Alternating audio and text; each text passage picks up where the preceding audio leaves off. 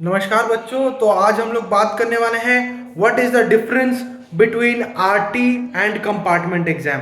तो देखिए, आप लोगों को समझने का बहुत ही जरूरी है ये चीज कि आरटी का मतलब क्या होता है और कंपार्टमेंट एग्जाम का मतलब क्या होता है। आरटी मतलब कि रिपीट इन थ्योरी। आरटी आपको तब आती है जब आपका किसी भी सब्जेक्ट पे बिलो 33% होता है।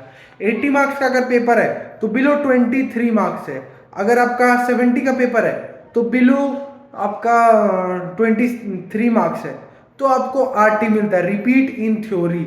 और वहीं पे कंपार्टमेंट कब होता है? जब आपका 6 सब्जेक्ट है। अगर एडिशनल वाले बच्चों लोगों के लिए, जिन लोग का 6 सब्जेक्ट है, 6 में से अगर आप एक सब्जेक्ट में फेल हो आपको आरटी मिला, 2 सब्जेक्ट में फेल हो आपको आरटी मिला, लेकिन 2 में से आपको एक का एग्जाम देना पड़ेगा।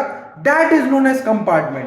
कंपार्टमेंट का मतलब कि आप प्रमोट नहीं हुए हो, आपको एक और मौका दिया जा रहा है रीटेस्ट देकर अपना एग्जाम क्लियर करने का।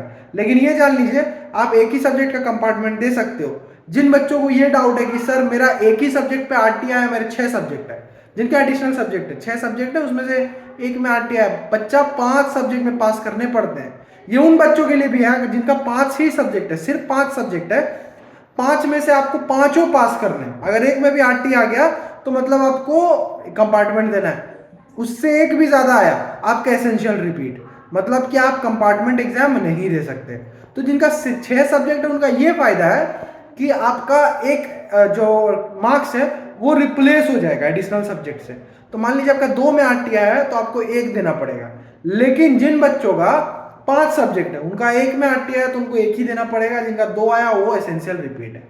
एक चीज समझे, जिनका 5 सब्जेक्ट है उनका 2 फेल में एसेंशियल रिपीट है। जिनका 6 सब्जेक्ट है वो अगर 2 सब्जेक्ट में फेल है तो उनको एक का देकर कंपार्टमेंट निकाल लेना है।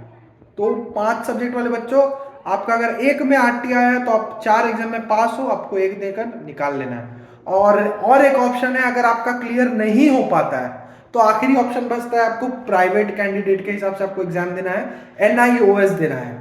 एनआईओएस का एग्जाम देना है, उसका जो डिटेल जानना है तो कमेंट बॉक्स में बताइए। एनआईओएस के लिए मैं आपको सजेस्ट कर दूंगा। और उसके बाद मान लीजिए अगर आपको आरटी देना है, आप पास भी हो, अगर आपने बोर्ड एग्जाम क्लियर कर दिया, आपको पास हो गया, आप कह रहे हो मेरे को कि कंपार्टमेंट देना, सर आप कंपार्टमेंट नहीं दे सकते, आपका कंपार्टमेंट नहीं आया, आप कंपार्टमेंट नहीं दे सकते। आप इंप्रूवमेंट एग्जाम देकर अपना मार्क्स इंक्रीज कर सकते हो। लेकिन ऐसे सीबीएसई का इंप्रूवमेंट एग्जाम साल में एक बार होता है, जैसे कंपार्टमेंट होता है उस तरीके से नहीं होता है कि बोर्ड एग्जाम हुआ फिर 1 महीने बाद कंपार्टमेंट हो गया, ऐसा नहीं होता है। वो आपका साल में एक बार होता है। अगर आपको इस साल आरटी मिला एक सब्जेक्ट में, आप 5 में पास हो, आप पास हो गए, लेकिन उस पर आपको मार्क्स चाहिए, आपको फॉर्म भर के अगले साल के लिए तैयारी करनी पड़ती है। तो अभी तो ऐसे ही नोटिस चलता है, लेकिन अगर चेंजेस अगर इसमें कुछ होता है तो मैं आपको जरूर अपडेट दूंगा। अपडेट लेने के लिए आपको चैनल सब्सक्राइब करना है, जिससे कि आपको लेटेस्ट नोटिफिकेशन मिलती रहेगी।